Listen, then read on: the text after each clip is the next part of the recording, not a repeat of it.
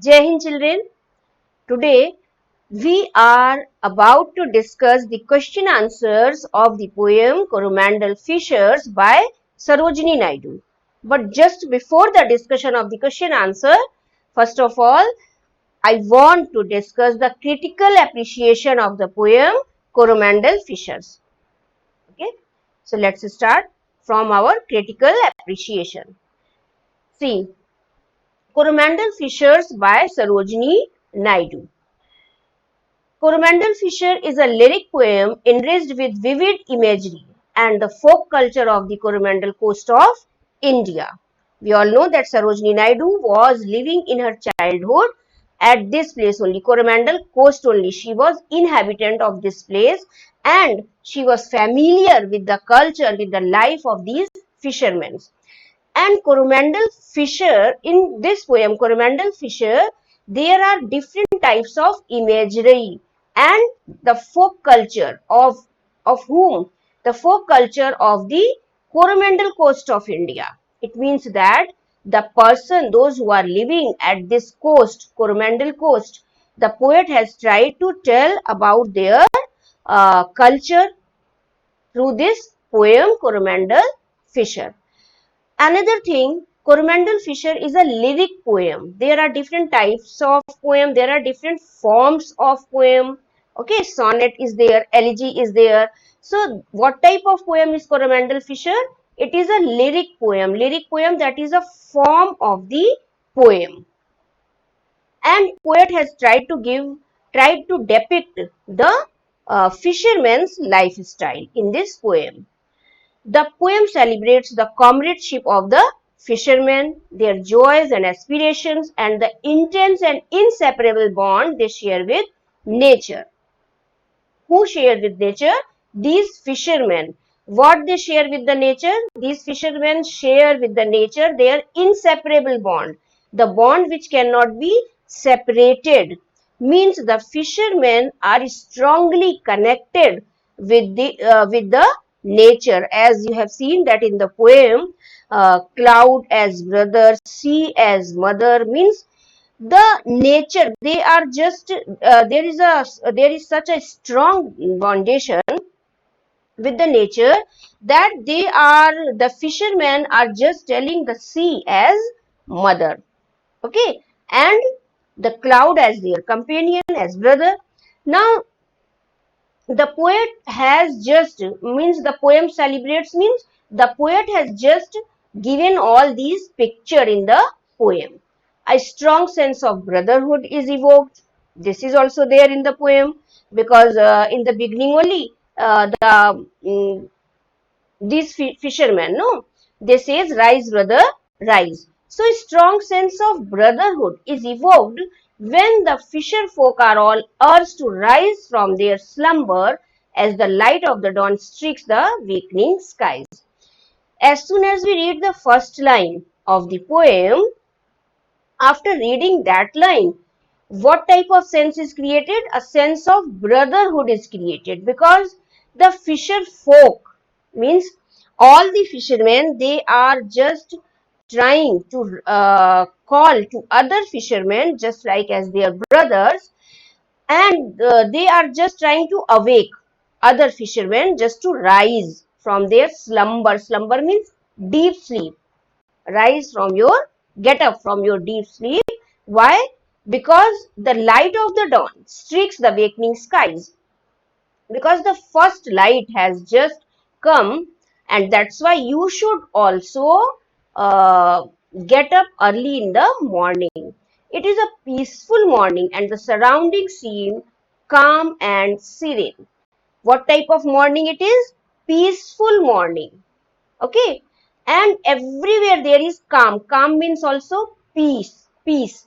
So there is no thunder, no storm, nothing is there. A peaceful morning, a pleasant morning is there, and it is time for the fishermen to gather their nets from the shores and set free their boats to capture the wealth of the sea.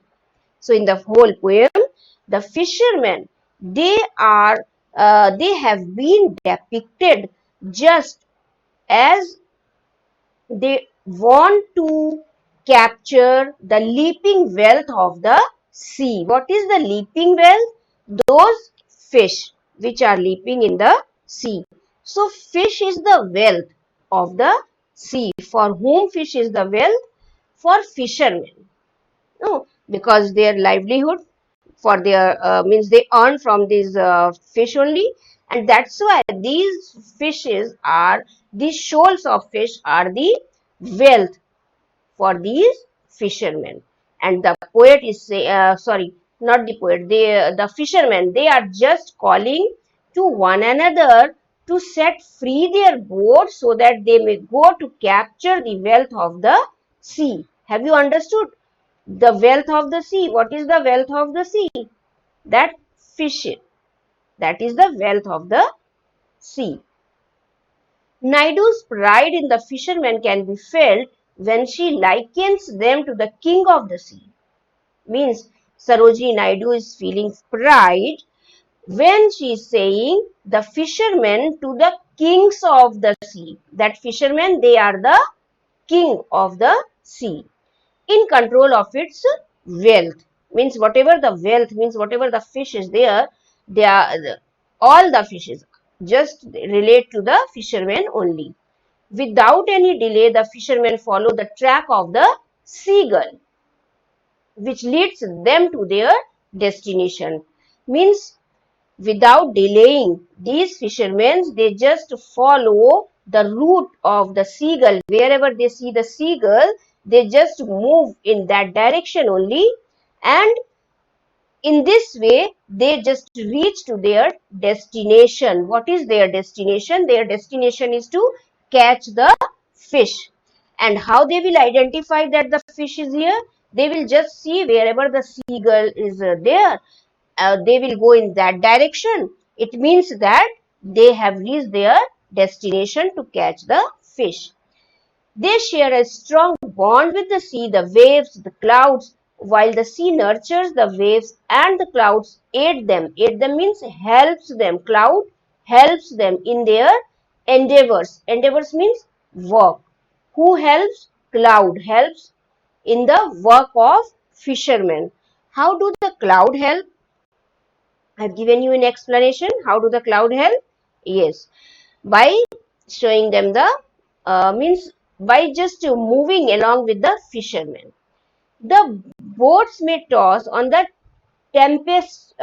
tempestuous waters of the sea, but the fishermen have a deep conviction that the sea god, who controls the sea and the storm, will protect them. Means there may be tempest also, storm also, no, when they are in the sea. But the fishermen, they have a deep faith in the sea god, that sea god will control the sea and will control the storm. It means that sea god will protect the life of these fishermen, because fishermen have a deep conviction, they have a deep faith on sea god. The coconut glade, the mango groves, and the sands on a full moon night offers a most delightful retreat to the fisher folk. These all I have given you earlier during my explanation, that the coconut glade, okay, mango groves means whatever is there, whatever natural things are there, that is all beautiful. No, most delightful retreat to the fisher folk. But what is more delightful? But life at sea, the kiss of the spray and the wild foam's glee are alluring and enticing. It means that whenever there will be struggle, kiss of the spray, it means that the sea, no, the waves of the sea, which is coming again and again up and is going down again and again. So that to that only the poet has written here, kiss of the spray. Spray means that waves of the water which are coming and going. So that is just like a struggle. So that is struggle, that will be more beautiful than these all natural things. Okay, that is more alluring and enticing. urgently beckoning the fishermen to row to the edge of the verge. Means that is more attractive. That scene, that kiss of the spray and the wild foam's glee, that is more attractive, more beautiful than these natural sights. And that is encouraging the fishermen to go immediately to the edge of the verge, means to the border of the sea, to the horizon where the sea seems to meet the sky. So that is the Coromandel Fisher's critical appreciation. In this way, once more, you have understood the poem. Now let's start our question answers. See, you just take out the in your book the questions if you are unable to see here. Okay, you all are attending your class along with the book. So take out the questions from your book. The first one question number A. Who are referred to as brothers? What feeling does this address? Is this evoke? Okay. The fishermen folk are referred to as brother. Who is referred? The fisher folk. The fisher folk are referred to as brother. It evokes a strong feeling of brotherhood. One line answer. Okay. Why are the brothers asked to rise? Brothers means who? The fishermen. Why are they asked to rise? To gather their nets from the shore and set free their boats to capture the wealth of the sea.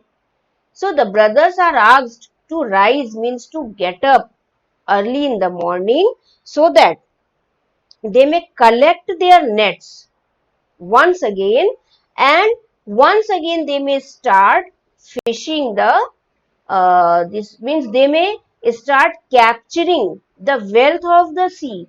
What is the wealth of the sea? Those, yes, shoal of the fish. That is the wealth of the sea. Clear? Question number 3. Which way will the fishermen take? Means which way they will go, in which direction they will go. The fishermen will follow the track of the seagulls that lead them to their destination. Very easy. Okay. Which way they will go? Means in which direction? Wherever the seagull is there. Wherever they see the seagull, they will just follow that direction only. They will just follow that track only. Okay. Because it will lead them to their destination. Because seagulls are there only wherever the fishes are just leaping. Okay, so they will just track where the seagull is and they will follow that track, they will follow that direction, and in this way they will reach to their destination.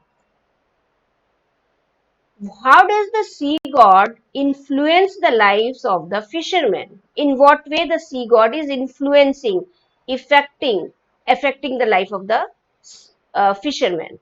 The sea god rules the destiny of the fisher folk, changing them with tempest. Wild, it is wild, okay, not white. While. Have you understood? It is not T, it is L. While protecting them by steering their boat when it is tossed about in the sea. So, in what way sea god will help? Sea god rules the destiny of the fisher folk. It means that the destiny means, you know, the luck, the fate. The fate of the fisher folk is decided by sea god only. Okay. So, it is challenging them with tempest. If in the sea there is tempest, tempest means storm, means tufan. Tufan, you understand? So, if there is tempest in the sea, so what sea god will do? Sea god will protect them by steering their boat. Means by changing the direction or by controlling their boat. Steer, you know? Okay, this is steer. So to steer their boat means to control the direction of the boat when it is tossed about in the sea. Means tossed means when the boat is just due to the storm, it is just moving up and down. No, toss, you know. So when the boat is tossing in the storm, that time the sea god will help by controlling the boat. He controls the storm, holding it by the hair, and hides in the breast the lives of the tempest-tossed fishermen. And in another way, he will control the boat also, and he will also control the storm. Who will control? Sea god. Will control the storm also, will control the boat also of the fishermen. How he will control the storm? He will hold the storm by the hair.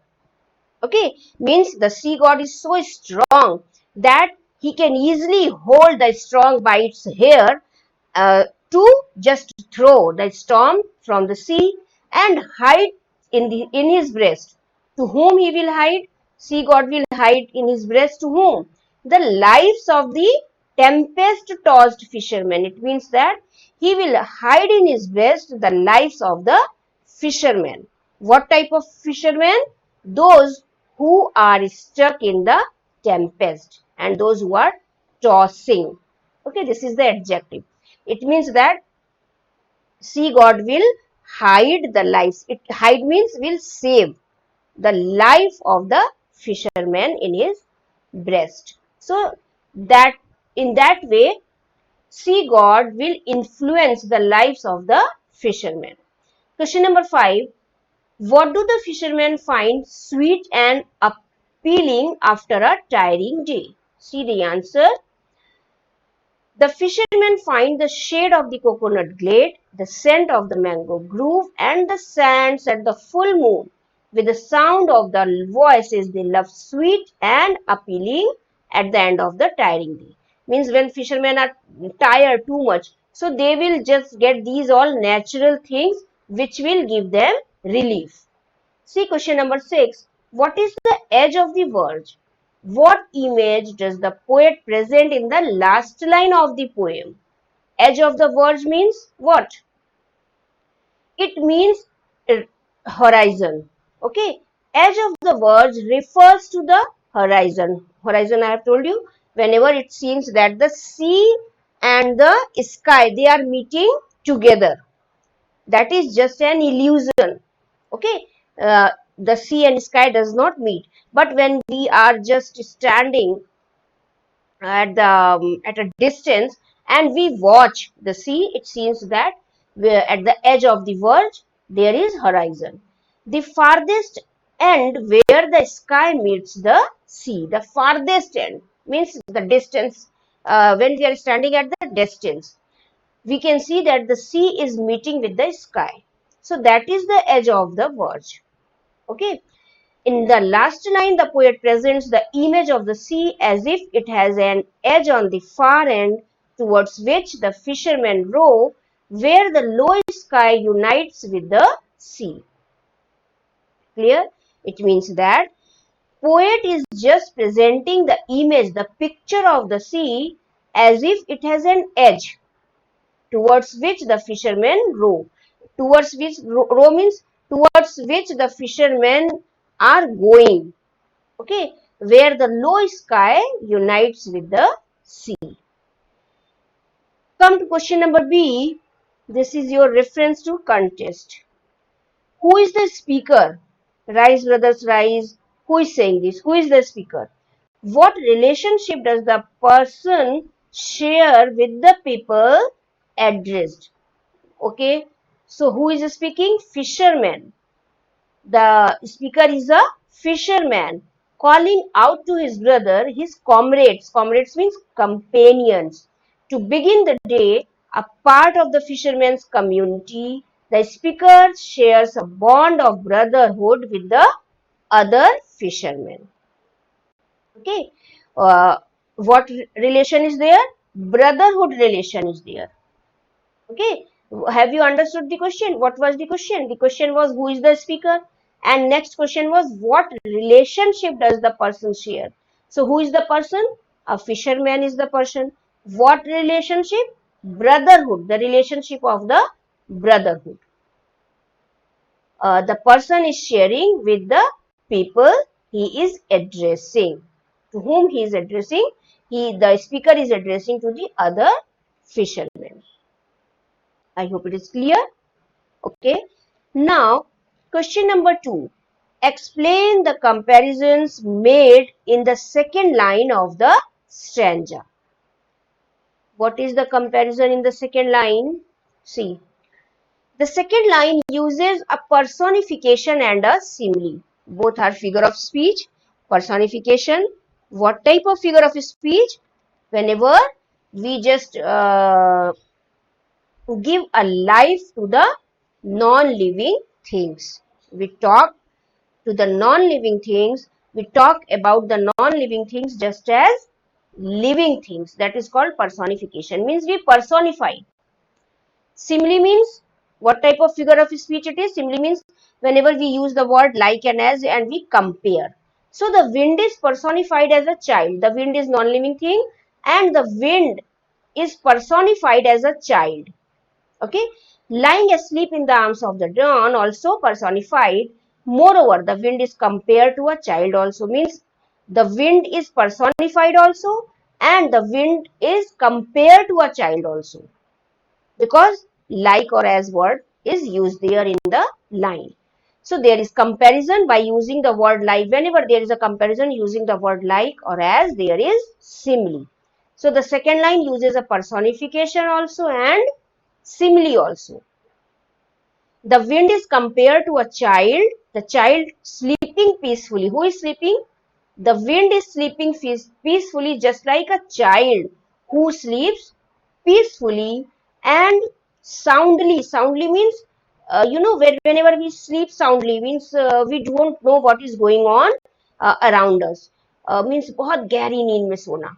Okay, so who is sleeping? The wind. The wind has been compared just like a child who is sleeping peacefully and soundly. It means the wind is quiet. No, there is calm atmosphere is there. No voice is there. It means that the wind is sleeping just like a child sleeps. After crying all night, thus implying that it was a stormy night followed by a quiet and peaceful dawn. Clear? Now, the stormy night was there, but now the wind is quiet. It means wind is sleeping just like a child. See to question number 3. What does the speaker urge the brothers to do? What does the speaker request the brothers to do? To rise and gather their nets from the shore and set their catamarans free on the sea so that they may get a good catch of fish.